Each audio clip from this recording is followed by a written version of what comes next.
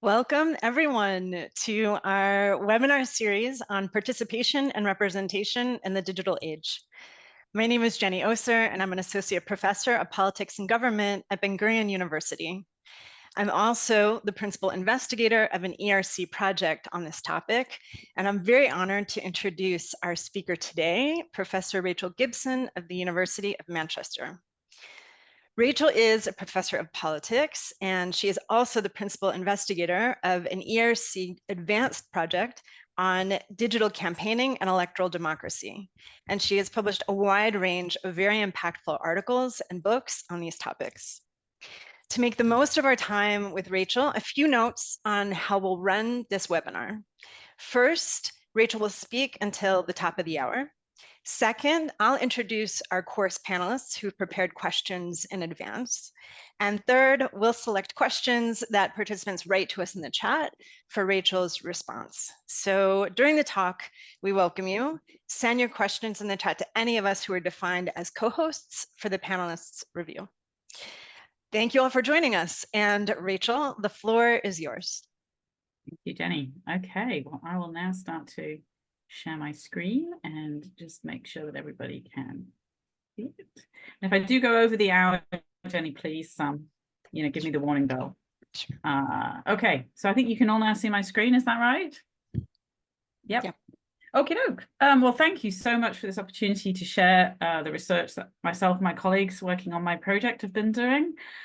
This is, as Jenny said, part of an ERC advanced project, and it's kind of picking up on a theme which actually we didn't start the project looking at, but has kind of become more and more apparent and more interesting as we've gone along, is this idea of online political influencers and kind of what they're doing and what they mean for democracy. Let me just try and see if I can make sure to get them on. Just trying to. Apparently, it's not moving my slides along for some reason. So the funding for this work, as Jenny has mentioned, is from the European Research Council. It's an advanced investigator grant running from 2020 to 2025. And we have a team of very active researchers from different countries. We're focusing on Germany, on France, the UK, Poland, and the US. And as it says, the main goal is really to look at the diffusion, the drivers, and the impact of what's called data-driven campaigning across these 5 countries. So what is this topic about? What am I trying to do in this topic? Well, there are 3 literatures, I think, that are important to kind of look at in terms of understanding the role of this new kind of concept of an online political influencer. Some of them go back in time. So I've gone back, if you like, to kind of the origins of kind of digital democracy, because I think there's an important context to understand political influencers. A second literature that I think is relevant to this kind of question of their impact on democracy is the current debates around the decline and even fall or death of liberal democracy. And then finally, the more proximate literature, which is about online political influencers themselves. What is the extent and the nature of their influence in politics? So this is just a very kind of pictorial representation of this of 3 of the trends, if you like, in terms of digital democracy. So going back in time, that kind of notion, the arc of development about digital democracy and what it means for participation and for voters and for elections. Early days were very optimistic. We saw the work of Howard Rheingold in the early 1990s, who talked about the virtual community and was very optimistic about its potential to democratize society. We then move into a period where perhaps there's more of an emphasis on a kind of science-based understanding of the process of digital democracy and what it can do for campaigns in particular. This is a shot from the Obama campaign in 2012, where we had this team of people who basically came in and ran the campaign in a very scientific and data-driven manner. All the way through until now, we've got kind of much more narrative, which is much more negative and more pessimistic about what digital means for elections and democracy in general. And just to give you a sort of idea of perhaps the quotes, so that to give you sort of sense of the cycle of hopes and fears. So, as I said, Rheingold in the early 1990s, very optimistic, political significance of computer-mediated communication. lies in its capacity to challenge the existing political hierarchy's monopoly, revitalize citizen-based democracy, revitalize the public sphere. So all very positive. Moving to that kind of period of sort of the Obama years, and this kind of, if you like, maybe the kind of the point where we sort of thought that the technology was kind of at its high point in some ways. Jim Messina, who was the digital campaign director for Obama, had written, basically, we're going to demand data on everything. We're going to measure everything.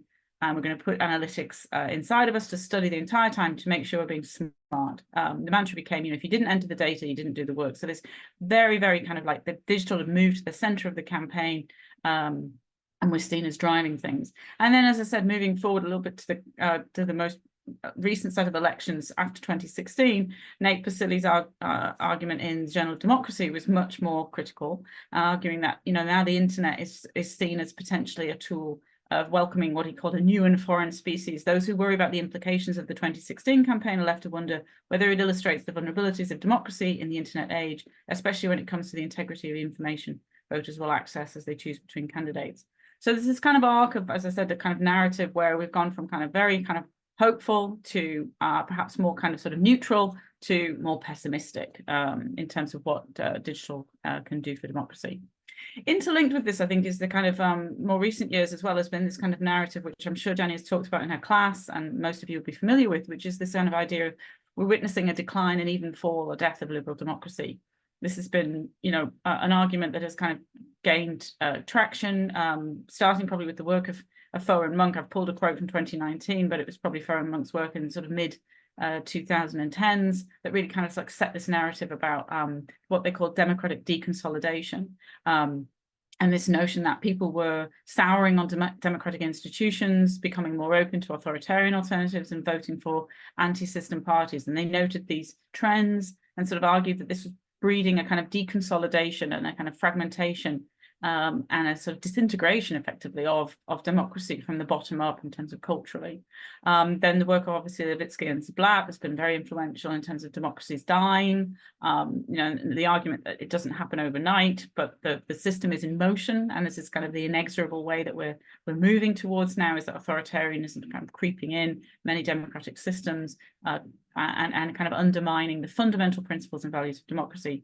And then linking that perhaps to this kind of rise of data and data-driven campaigning most explicitly is the work of Zuboff, very provocative book on the age of surveillance capitalism, which is sort of effectively arguing that some of these problems that democracy is facing is actually rooted in the rise of what she calls surveillance capitalism, which is very much linked to data and a kind of datafication of society, and the digital datafication of society, in which people are kind of disempowered now because they no longer have control and ownership of their data. So bringing those two kind of broader kind of trends together, I think it's interesting to kind of implant in the rise at the same time of this concept of an online political influencer.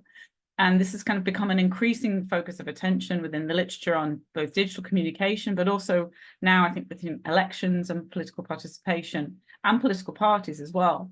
And the questions that have been posed is really, what are political influencers, online political influencers?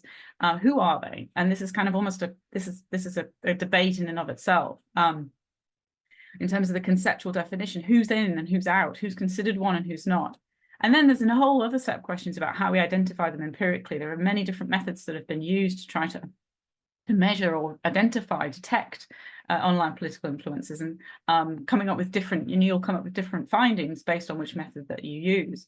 And then there are the kind of deeper sort of conceptual questions about, well, what is it? Who are they seen to be influencing? And there's been a range of different audiences and users kind of seen as targeted by their messages. So there's political elites, there's news media and outlets, the news agenda, and there's citizens as well. And then, of course, the $64 million question is, what is their effect? What actually they're doing? So in this paper, we don't really try and sort of deal with, I suppose, all of these questions. But in particular, I'm quite interested in this idea of their effect. And I should point out at the very start that it's not a paper where we have causal evidence, other than we do look at post-election vote and whether or not people's exposure to online political influences then influence their vote. So that you could argue there we have some evidence that we claim could be causal, but mostly it is about kind of associations, and we're sort of trying to draw a picture of who these people are that are following influencers, And then linking this back to this question of, is this part of a democratic decline, or is this part of some kind of sort of shift towards a more negative narrative about the role of digital technology? Okay, so just in terms of what we know so far, some general conclusions from the literature. Apologies for the very small print, but there's a lot of it to communicate. So most accounts now, I think, focus particularly on, this question of what is an influencer, would say that actually they're kind of seen more as informal, or kind of they have a quasi-official status, vis-a-vis then the more established campaign actors. So an account in 2022 talked about political influencers as neither representing established professional news media nor political parties. So there's something in that liminal space sort of in between. Again, Nadera has done some very interesting work, which is drawn on post-war two-step flow theory, which many you may relate to Paul Lazarsfeld's very influential arguments about two-step flow, and has updated that argument to sort of say that actually online political influences are very similarly kind of pivotal to opinion formers and opinion influencers in the Lazarsfeld model, but argues that these new leaders are less likely to kind of derive their authority from their kind of real world status and their social and social status from their kind of offline life, but instead bring a kind of specialist's expertise, some sort of bespoke kind of knowledge, and have an extensive online network, and they exert more indirect influence. So this is the distinction that Nadera would bring in. As I said, in terms of how do we identify them, varying approaches. There's methods that use author-expert sort of selection, so kind of expert judgment of somebody who's observed the campaign. There's other methods that use survey questions, which is what you'll see from our paper. And then there's also methods that are using kind of more aggregated and automated, objective kind of bottom-up methods that use social network analysis on an aggregate set of tweets or hashtags to try to kind of to tease out who are the most influential accounts. In terms of the effects, I mean, it's very interesting that most of the literature that you read actually about online political influencers tends to kind of portray them as largely in a quite negative light. It's not completely the case, but they're typically sort of seen as kind of actors in spreading mis and disinformation, extremist views, and linked with kind of voter polarization in recent elections, particularly those that have been around some of the kind of more notable sort of presidential elections in the US and also in Brazil. There's been a kind of an understanding as well, and maybe around the COVID-19 pandemic and government vaccine programs. But as I said, there are narratives that have seen OPs, or as we call them, online political influencers, as useful tools as well in authoritarian regimes to kind of actually work to kind of counter and control anti-government narratives. So they're kind of being used, if you like, by the kind of authoritarian governments to kind of sort of to stop opposition. So even outside of the democratic context, they're sort of seen as having a kind of slightly suspicious or negative influence. But as I said, some studies have been more positive and have shown that they can prove to be credible sources that can inform public discussion. This was particularly so when studies have been done around the Arab Spring. There's a kind of argument that OPs played a critical role kind of in mobilizing the kind of global pro-democracy protests. Also as well, there's kind of tends to be a lot of studies that are looking at circulation of far right and kind of hate speech, tend to kind of look at OPs as being kind of one of the causal or sources of this, but some studies have shown they're not necessarily dominated by extreme right-wing views. So there was an analysis actually of the Twitter debate in the first months of the Trump presidency that concluded actually the most prominent voices were of established left-wing journalists and other news outlets rather than right. And there's also been some work showing that in the South Korean case, there was a kind of more liberal bias in the following, at least, of online political influencers. And then I think the important thing to say is that even if perhaps they do inject this more emotive and kind of cynical, potentially kind of conspiracy-oriented theme into political debates, there have been some studies, again, looking at particular countries in Scandinavia, where they've been seen as bringing a kind of potentially broader, kind of more diverse audience into political discussion. And because their audience profiles are typically younger and sort of people who are less interested in politics, there's also some interesting panel studies from Germany and Austria, which have shown that OPs were associated with both, perhaps their audience were more cynical on certain topics, but also became more interested as well. And that was using panel data. So there was a causal element.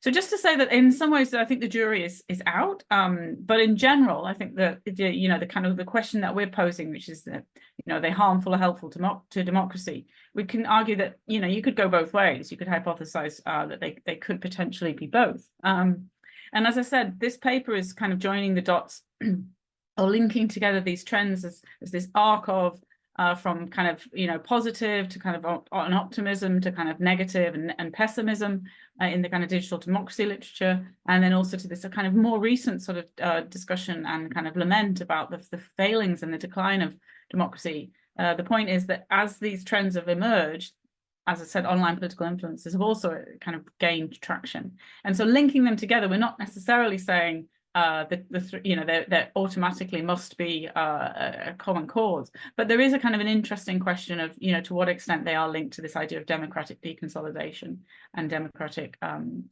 of decline.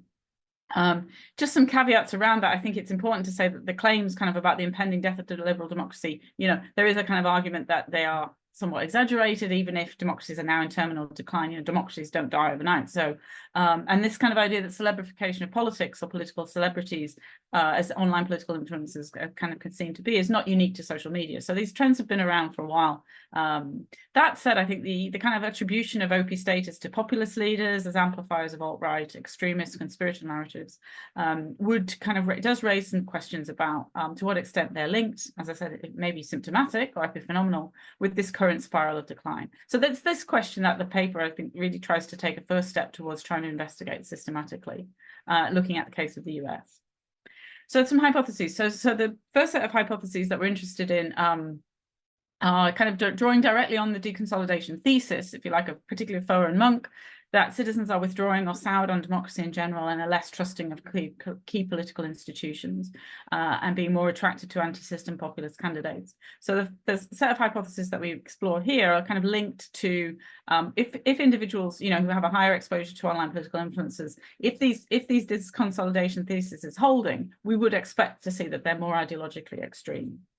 We would expect to see that they're more likely to support populist or anti-system candidates, have less trust in democratic institutions, be less satisfied with democracy, and more open to believing conspiracy theories. And then, as I said, drawing perhaps more from literature that has kind of been just looked at trends in political participation more generally. Arguably, again, if it's a negative story, one can argue another hypothesis is that people who are paying attention to online political influences are going to be less interested, pay less attention to politics, and participate less in politics. When they do, they'll probably do it online in a kind of sort of, if you like, easier mode than the traditional offline. So these are our 7 hypotheses. The data that we use, so we have 2 data sets. The first one is the one that's reported in the paper, and the second one is the kind of direction that we're going in with the new paper. So this is kind of where I think it's interesting to get some feedback, especially from the panel here. But in particular, we've got an online survey which we conducted with YouGov in 2020, which was an overall large sample of over 5,000 people. We had a subset before the election that we asked a range of specialist questions to, and I can go through more of the mechanics of that if people are interested, but we used weights. And then for the second data set, we had a bunch of respondents in the survey that were invited to share their Twitter feeds. So we have basically, once we got rid of false accounts and valid accounts only and retained them, we had around 15% of the original overall sample. And we asked people who they followed, or pardon me, we actually followed, we followed who they followed during the course of the campaign. So we have a second kind of source of data that we look at this question with, because we were able to categorize the accounts that they were following into online political influencers. And I'll go over some of the details of how we did that when I get to it. So the independent variables, these were our OP exposure measures. So data set 1, so this was the survey data. So we just had a question which said, for each of the following types of content, could you tell us how often you recall seeing it when you've been online in the past month? We had a 5-point scale. So we included sponsored ads from candidates, political parties, sponsored ads from the election, the political issues from campaign groups, non-sponsored content about the election posted by people I know personally, and non-sponsored content about the election or political issues posted by people I don't know personally, but that I follow or like on social media. And for this paper, we were particularly interested in 1, the sponsored ads from the candidates, and also the non-sponsored content, which we interpreted and measured as exposure to an online political influencer. Plus, we also had some measures about exposure to both mainstream media content and also what we call alt news media content as well. So we had kind of 4 kind of exposure measures of different types of media or advertising. The second set of independent variables, this was for our data set 2. This was our Twitter data. So this is where we'd extracted the top 200 accounts of the YouGov sample. So the people who shared their Twitter data with us, we basically took the most followed, most liked, most mentioned or retweeted accounts and consolidated them together, and we got 490 unique accounts. So we kind of classified these people as the influential kind of people on Twitter that were being followed. We then went through, there were 2 coders, and we coded them as into a candidate or party, a news media outlet, or another person of interest, and whether they were liberal, conservative, independent, non-partisan.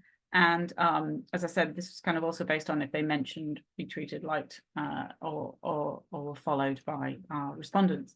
We merged the data into kind of basically count variables that we then merged back into the full survey data file. And this created 3 main exposure kind of dummy variables. So one was exposure to a candidate. So basically this was if they liked, mentioned, retweeted, or followed an elected politician, candidate, or party. Exposure to news. So this was if they liked, mentioned, retweeted, or followed one of the news sources. And then an exposure to an OP, which was basically if they responded or liked, mentioned, or retweeted one of the people that we classified as an OPOI or an OP. We'd classified those. And this, we covered all of the political range, and I'll talk a little bit about how we're trying to kind of nuance that in the last slide. The frequency was very low, so the sample that had exposure to different kinds of actors, this ranged from around 72 to 90. So about 10% of our panel actually did one of the were kind of we were able to kind of give them if you like a 1 on this. Anyway. So we knew this was a very preliminary survey and we didn't publish it in the paper, but we're taking it further. So the controls and outcome variables, as you'd expect, we have range of controls. So we control for ideological extremism. These are our outcome variables. So this is whether or not people were ideologically extreme, if they had supported a populist candidate in the election, their trust in federal government, satisfaction with democracy, if they believed COVID-19 was a hoax, and also whether it was linked to the use of 5G technology. We also had a measure of attention to politics. And in terms of their participation, we measured it with turnout. We had a traditional participation battery and an online participation battery. And then, as I said, we had a range of controls which covered gender, age, income, education level, ethnicity, employment status, party identification, and a kind of thermometer about dislike of Trump and Biden. And I can come back, as I said, to any of these. But these basically were the outcome variables that allowed us to test our 7 hypotheses about this idea of democratic deconsolidation. Okay. So results. So I've reported the results just in terms of what we basically found for our key exposure variables. So the key independent variables of interest, and then our different outcome variables that we were hypothesizing in terms of if democratic deconsolidation was true, we would expect to see. So just interestingly, and I've highlighted the exposure to the online political influencers. If you'll see the line in orange is kind of probably the one that we're most interested in, and whether or not this conforms to our expectations. So it is interesting that if we look at that, we can see that people who had answered yes, they followed an account of interest that they didn't know personally. This is positively linked to them having a more extremist ideological view, either of left or right, than having a more moderate view. They're also more likely to believe in conspiracy theory, which was an interesting finding. So those do seem to hold. However, they are also more likely to have a high interest in politics, more likely to be participating as well. And it didn't seem like there was a kind of correlation or a kind of relationship to whether or not they voted for a populist, as in Trump was our populist vote, and also if they trusted in government and trust in the mainstream media. So the measures of kind of democratic deconsolidation are a bit mixed here. What was interesting, I'll just kind of point out as well, is that we did actually measure exposure to ads. So we asked people, as this is self-report, did you see any campaign ads? And we did find actually that had arguably kind of slightly greater link to the kind of democratic deconsolidation thesis. in that these people were more likely to vote for a populist. They were less likely to trust government and trust the mainstream media, although they did also have high levels of political interest. So these people, perhaps arguably, perhaps with the exception of extremism, fit perhaps more the decline argument. As I said, these two things were measured together. So other than populist vote, which was measured after the election, so that one can be seen as perhaps more causal. The other ones are more measures of, they're cross-sectional. So we can't say exposure to campaign ads led people to feel more less trusting of government, but it is an interesting relationship that it was negative and significant. And then the results for the mainstream media, and particularly alt media, were also quite interesting and followed. I won't go into all of those here because I can come back again in questions. I'm conscious of time. Just interestingly, from our Twitter data, as I said, we were conscious of the fact we had a very limited sample, as in, we were working with small numbers. The Twitter sample itself was less than, I think it was around 700 overall that agreed to share their feed. I think it was 900 in the pre, and then between pre and post, we had some drop off, so we got around 700 overall. But you can sort of see that actually there is a kind of interesting confirmation, at least on the conspiracy side, that it does seem that people who were actually following OPs during the campaign, and we know they were following them, do seem to be more inclined towards believing in conspiracy theory, or also somewhat more likely to turn out. So a little bit of limited evidence to sort of support that finding, but we have ideas about how we can improve that. So conclusions. Basically, we found, as I said, that higher exposure to online political influences in the US 2020 campaign was not associated with higher support for populist candidates, or what we might argue is a kind of withdrawal or souring on the institutions of democracy. So they don't really appear to fit the profile of a democratically deconsolidated electorate.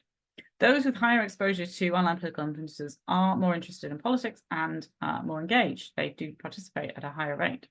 But they're also clearly more likely to subscribe to extremist views and conspiracy beliefs. So whether or not OPs are fueling or simply reflecting this, we can't judge from these data, but it is a clear relationship. Interestingly, those that were exposed to candidates' online ads, as I said, were actually more likely to fit the profile of a democratically deconsolidated audience. In that they were supportive of populist candidates and were less trusting in the federal government and the mainstream media. Insofar as the Twitter data yields significant results that we can sort of lean into a little bit to sort of think, well, how far does this confirm, if you like, what we've found from the survey data? It does support this conspiracy argument that conspiracy thinking does seem to be more linked with people who are following OPs, but we do need more statistical power and more nuanced measures. And as I said, the next step that we've got is that basically we have some new data that we've now pulled out of our Twitter data for these survey respondents who agreed to share their Twitter feed. And what we've done is broaden the definition of kind of exposure. So we're not asking just do people like, follow, retweet, or mention one of these accounts, but what we've got is the timelines, the people who they were following. And so we know what they were exposed to or what they heard during the course of the campaign. And we can actually measure if they were more likely to see a retweet within their network. So what they were exposed to was a retweet, or if somebody liked or mentioned one of these accounts. So they themselves did not have to do that, but they were exposed to that. We're able to see a frequency of that over the course of the campaign. So this will kind of basically allow us to increase the counts of the actual experience of being exposed to one of these accounts, because it's not people's own actions, but it's what they were exposed to in terms of what their networks were doing. And we'll also be able to kind of have a more granular understanding of the distribution of the online political influences in terms of, we'll be able to categorize them as left, right, independent, or non-partisan. So we actually would be able to then map to what extent left-wing OPs were being followed by left-wing people versus right-wing followed by right-wing. And if there's a difference, again, in this kind of, once we break this down, do we see more evidence perhaps of democratic deconsolidation on one side or the other? So we'll go back and have a look at that. And I think I'm at 3, so I'll stop there and hand back to Jenny. Perfect. Thanks, Rachel. In our class, we read your paper carefully that just came out in Media and Communication. So we already knew we were in for a treat, but we had no idea that there was so much more rich data. So we have a secret trove of additional questions that are coming in the chat. I'll remind everyone, if you have a question that you haven't sent to us yet in the chat, you're welcome to send it to any of us who are co-hosts, and the panelists will consider asking those questions in the second round. And for now, I'll introduce our 3 course panelists. They'll ask their questions one after the next, and then we'll hear Rachel's responses to these questions. So our first question comes from Omri Cohen, who is a PhD student at Ben-Gurion University. Omri. Hi, thank you again, Professor Gibson. This was fascinating, and I've read the paper, and it's so much richer than what we read in the paper. So with all this additional data, my question is, your article mentions that there is no commonly accepted definition of an online political influencer, which raises the question of what is truly new about this phenomenon. Are there ways that you see OPIs copying more traditional influencer roles versus ways in which their activity is a truly new societal innovation? Jenny, do you want me to take that one and answer? Oh, sorry. Yeah. We'll continue to the next. Thanks, Omri. Yeah. And next we have a question from Maya Shamir-Klein, who's an MA student at BGU. Maya. Thank you. My question is about the methodological approach you presented, which is very complex and innovative. And I would love to hear about how you decided to come up and formulate this methodology, and why you decided this is the best way to study your topic, and how did you implement it? And also, what unique difficulties are there in the study of social networks? And what is your advice to researchers in the beginning of the research who are interested in conducting research using similar approach? We only ask easy questions. That's clear. Okay. Thanks, Maya. And now Ksenia, Ksenia Kagan, who is a BA student at Ben-Gurion. Ksenia. Thank you very much. Your article focuses on survey data gathered in the United States, but it seems one of the key characteristics that can make online political influencers so powerful is that they can have a global influence. Could you describe more about the potential global impact of influencers, and how do you think researchers could study this global impact in the future? Thank you. Okay. Well, thanks to our panelists for these questions, and we'll now hear Rachel's response. Yeah, as you said, Jenny, thanks for the easy softballs. No, so all very good questions. So on Omri's question, I mean, this is a really key, I think, for the whole online political influencer debate, which is really what is new. And I do think there is a kind of argument that it's a bit plus à changer, in the sense that I mentioned Lazarsfeld's arguments, and a number of studies have gone back and explicitly cite his two-step flow effect, and sort of argue that he was amongst the first to talk about these kind of influencers or these opinion formers. So I do think that there is very much a kind of legacy, and we shouldn't just think, oh, these people have come along and there was nothing that existed before.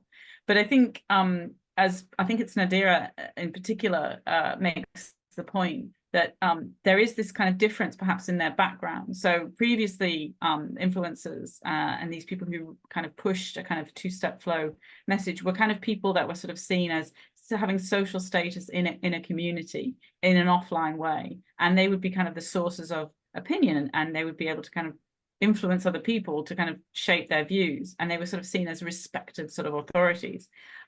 Whereas I think now these people who are online political influencers, they don't necessarily have an offline status. They don't have that same kind of, they may have, but they don't have to. And I think they have a kind of almost like a specialism or a celebrity element. They have a kind of bespoke, so they have a more niche, perhaps, expertise.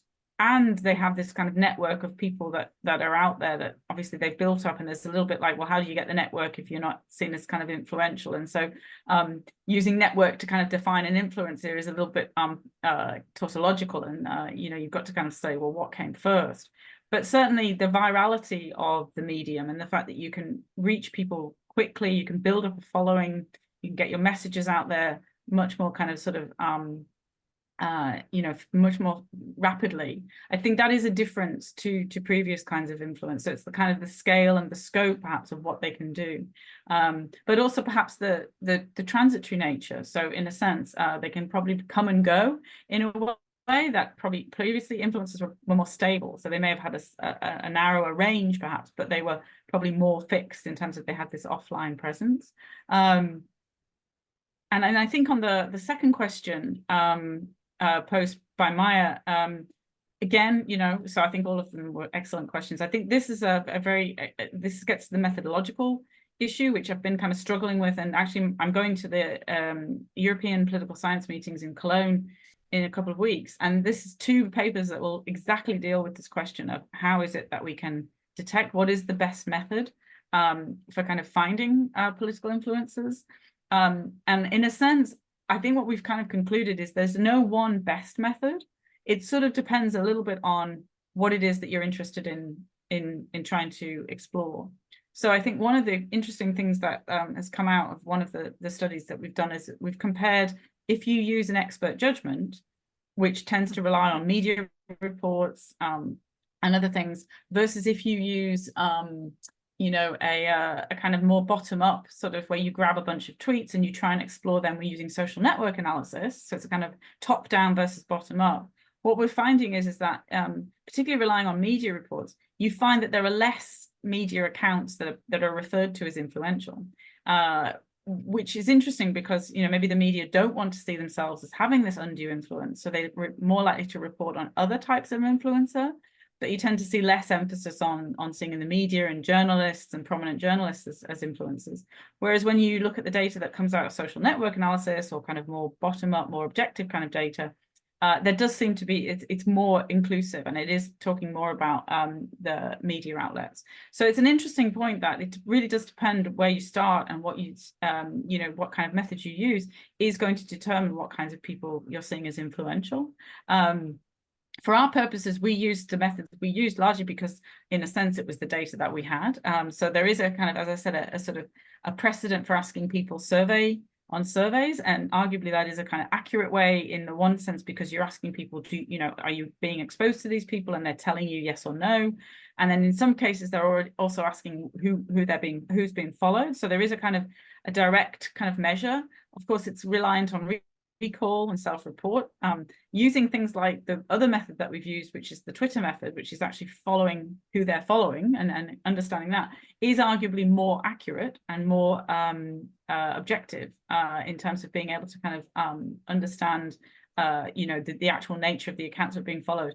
And what would be interesting and what we're going to do as a next step is kind of almost compare, because we have the survey data and we have the following data. So what we're interested to do is to sort of see to what extent actually using either one of these tools, which is most accurate, because we can argue we know they were following certain accounts, these accounts being influential. So that's kind of a little bit about the excuse me, the methodology. In terms of advice to researchers about how you should take this forward if you're planning to work on this. Excuse me, I'll just have a drink. I would say that one of the key things that I think is coming up now increasingly in this area for research is the role of linked data, and is being able to understand the impact. We want to understand the impact of digital technology and digital content and digital campaigns on citizens. I think we really do need to measure exposure.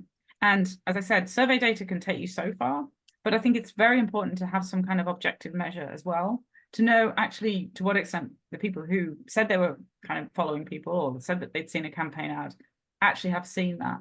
And I think increasingly we're seeing now there is this kind of shift towards a new kind of form of linked data, which is increasingly surveys being run with a group of people that actually consent to share their social media data. Now that raises a whole series of ethical questions and technical questions, but I see this as kind of a new frontier. And if you're kind of beginning your project, beginning your PhD, and you sort of feel like, that you want to do something that's innovative, I think being able to kind of use these type of data because I think they are kind of becoming a sort of a new frontier in a sense. That would be, to me, maybe some advice about thinking about is like, how can you incorporate and kind of bring together different sources of data, because big data and social media data are increasingly out there. Of course, getting access to them again is another issue now that Twitter, for instance, has closed its API. But if you can get access to those data, I think it's kind of it's really important. And on the third point, I think from Ksenia, yeah, I mean, I think this question about their global status is a fascinating one. And I think what I'd say is I think that a key characteristic, you're right, is that they have a kind of global presence. So we're just doing a study. We were looking at a study of the French election, 2022, and we did find that there were a number of international influencers, you could argue, and we were wondering what to do sort of with these people, because you can argue that I think at the time Obama was sort of seeing Michelle Obama, Barack Obama showing up in the French election that's just happening now. You know, people are following Joe Biden's account or Donald Trump. And the question will be, you know, are those people influential? You know, what is the role that they're playing? Because they're not elected politicians or candidates. They're not kind of formal actors in that sense. So I would say that there is a kind of element on the kind of the global aspect is important, and we need to consider and widen the spectrum to say it's not just national actors that would be influencers. That said, I do think as long as elections are kind of played out on a national basis, and held within kind of geographic lines, then at least the focus of the influence is going to still be national. So while these actors may be sort of global in nature, I don't think their role or their kind of influence necessarily is kind of global, in the sense that there's not, unless I think you count the EU elections, but even then there's a kind of national component to them. That I do think that there's as long as you sort of still continue to have kind of territorially bound elections, then they'll continue to be an element that even the global influences will their influence will extend within that kind of national context or within the kind of electoral bounds, and I think that kind of limits it, if you know what I mean. So I don't think that necessarily they'll have a global, or that that their impact will extend in a kind of meaningful way beyond the kind of limits of the election, of a given election. I don't know if that helps to answer, but that's my initial best take. Excellent. Thank you so much. We are ready with a new round of questions. The panel, we've had a number of excellent ones come in. So we'll now share a few of those and go in the same order. And let's start first again with Omri.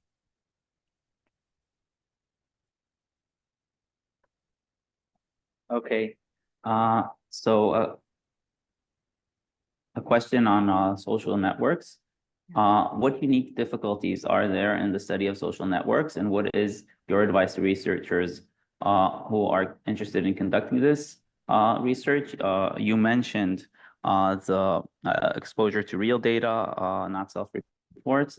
Perhaps you can say more about this and related issues. Yeah. Excellent. And our next question from Maya. Thank you.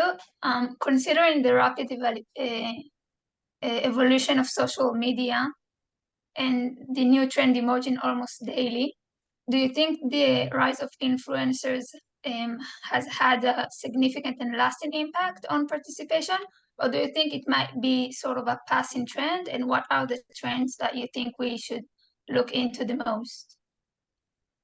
Okay, excellent. And Ksenia. Hi. Do you think there are different types of OPIs? If so, what are they? And do you think studying different types of influencers would impact your findings?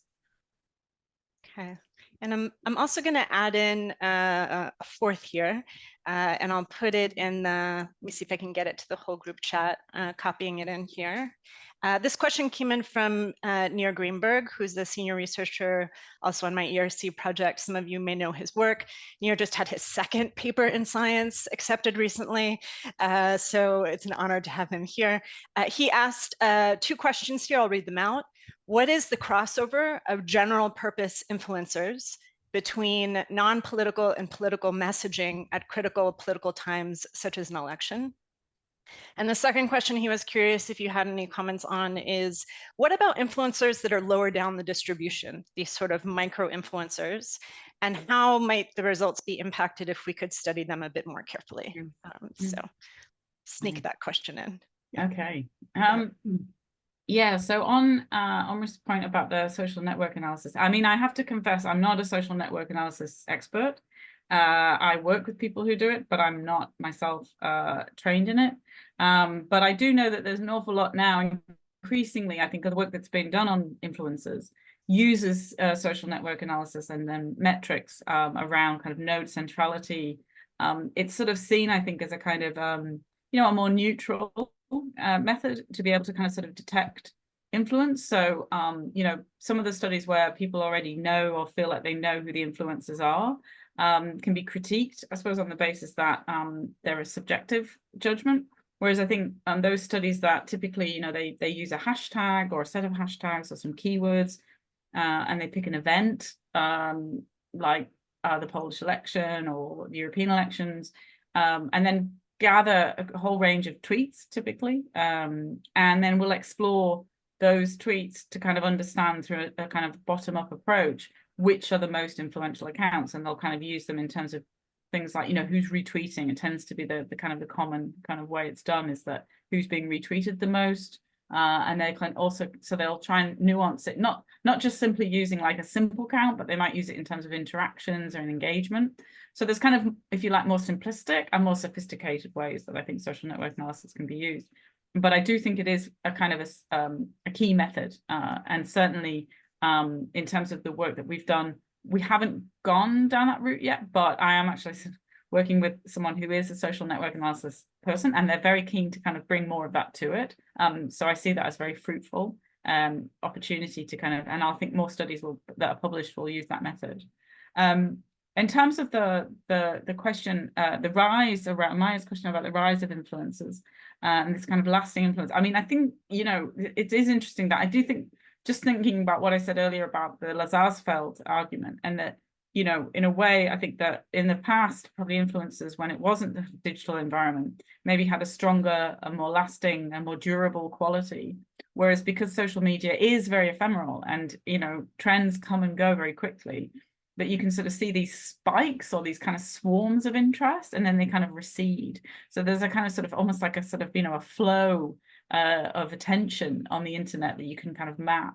So I do think that they're probably less lasting, perhaps, as or those that will sustain. There'll be a kind of sort of rump that will kind of continue, and that will be based on their ability to kind of keep themselves relevant, keep themselves fresh.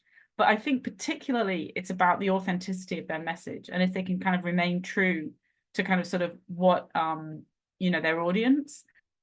I think people can sort of smell sort of superficiality, and when people, perhaps if they're endorsing a political candidate and they're doing it because they've been paid, that's probably not going to go down very well with their supporters, and people will move away. So I think, part of their cachet and their importance is that they need to remain authentic and relevant. And I would say that in terms of the trends that perhaps we see that they're part of, I think you asked the question about, what are the trends that are happening?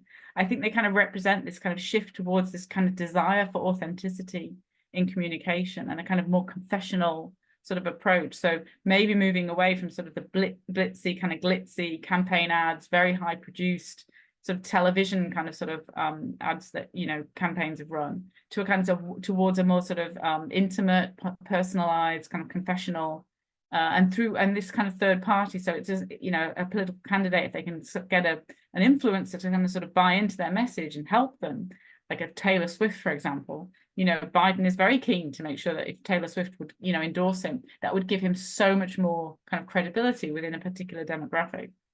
So I think they are sort of part of this kind of shift away, perhaps in politics, from this kind of sort of what we might see as a kind of more managed and professionalized style. Whether or not this kind of new approach is itself managed authenticity, it's kind of it's a bit sort of philosophical, or sort of wheels within wheels. But I do think there is this kind of interesting contrast. If campaigns become more data driven, they become more AI based, there's also this kind of parallel push towards kind of making them more, quote, real.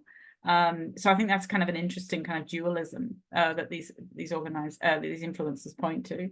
And I think on the question of the different types of OPs, Ksenia's question about, does that kind of impact our findings? I mean, this is something we need to look at. We haven't really explored the differences between the online political influencers. And I think this is kind of the problem a little bit with the survey approach, is that in that you ask, do you follow an influencer? And you could then drill down and say, are they from the left or are they from the right? But it becomes a bit more difficult because how does the person know? How can they judge? So asking them to kind of define the influencer in a survey environment is quite difficult.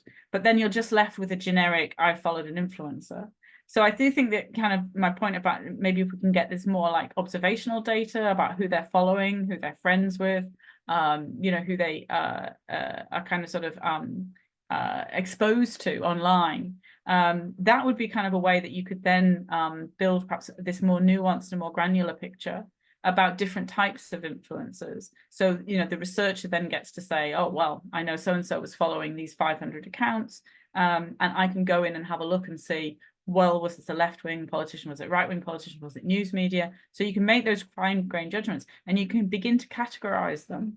And that can be then a way of exploring what the impact was, that you would actually be able to kind of link it to, as I said, a left versus a right, versus a celebrity versus a more political sort of politico kind of, or a journalist. So you could then start to pass them out. So I do think it had an impact on our finding from the survey in particular, that we weren't able to kind of know to what extent were these democratic deconsolidating trends and conspiracy thinking and extremism, was that linked to people who were following a left-wing OP, or was it linked to people who were following a right-wing OP? And we don't know that from these data, but we could begin to explore that because it may be that actually those trends are kind of more split between the ideological outlook of the influencer. And then I think on the questions that came in from your researcher, Jenny, on the project, I mean, I think if I understood the first one, so it's about this idea that that there's a kind of, was it the crossover between the political and the non-political influence? Can you just remind me? Yes, that's the idea, that your paper that we read, I know you have a broader reach of your work, but the one we read on media and communication, you've been using this OPI, is specifically on online political influencers, right? But then there's this broader literature about influencers in general. Yeah. And I'm curious, Nir's curious, has any of your work paid attention to this crossover between specifically political influencers and just general influencers? Yeah. Like you said, Taylor Swift. Yeah. Exactly. Might be an example there, right? Yeah, no, you're right.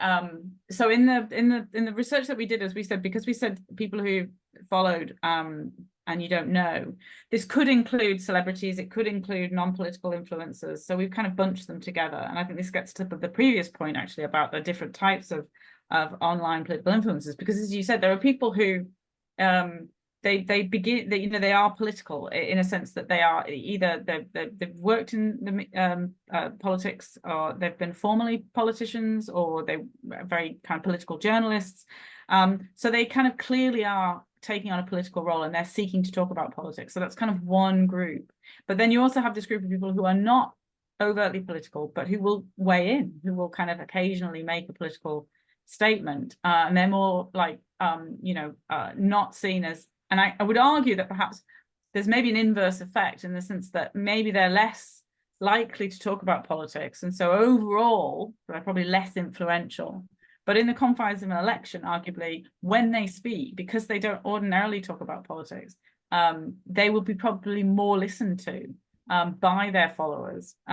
So their influence may actually be greater than the kind of people who are the kind of almost like usual suspects who do talk about politics. So this is something we haven't looked at, but I think it's an important question actually that comes out of the research that we should look at, is kind of if we could kind of understand like this effect question. I just think that would be fascinating, is that I would argue that, that maybe in the aggregate, perhaps if you took them over time, their political influence is lower, but in terms of particular moments, it may be more effective and stronger in the course of an election, for example. And then on the question of the lower down, again, good question. I hadn't really thought of that in terms of looking at the people who have got perhaps a smaller following and there's more of them. and they're kind of less on the radar than some of these really big names, but probably more niche. And again, you know, what is their role? And I mean, there are some studies that they've tried to kind of rank influencers now. And I can't remember, but there's like macro influencers and then maybe meso influencers and then like micro. So they're kind of, and they're typically like differentiated on the size of their follower networks.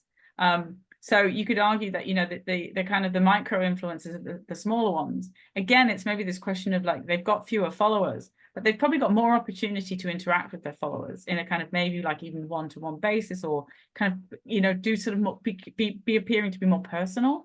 So maybe again, although their reach is less than a macro influencer who has like millions of followers, they're seen as more reachable, more approachable, more accessible, and kind of more personal, so that when they do message, like it's seen as more kind of influential. And that might be a kind of sort of a kind of inverse effect, that it's kind of it's a kind of, you feel nearer to that person, more close to them, because just simply there's you know, there's a kind of smaller network effect. But again, I haven't got the data, but I think that'd be fascinating to look at.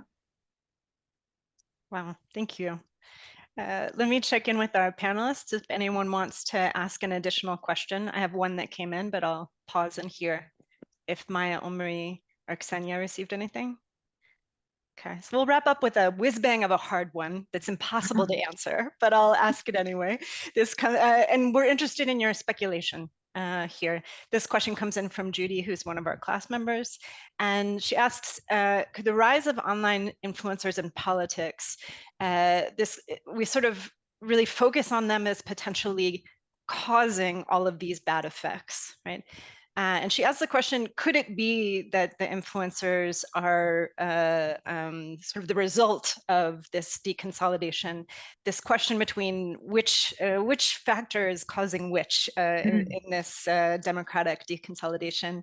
If you have any sort of gut instincts from the work that you've done. Do you know, I'm always of the mind that it's never as kind of dramatic, right? Like it's always kind of there's always the kind of like well, it depends.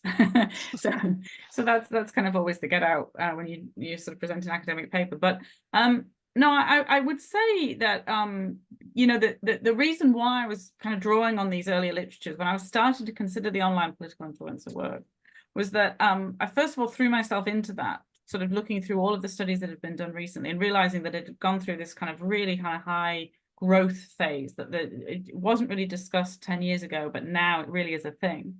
And I started to think, well, you know, what is going on? You know, because you know, there's always been people out there who've had influence, there's always been celebrities out there. Why is it suddenly that there's this kind of issue that, and then thinking to myself, well, actually knowing what I now know about the fact that the literature has kind of changed and it's become more pessimistic and kind of more negative. It is interesting that these two trends do coincide.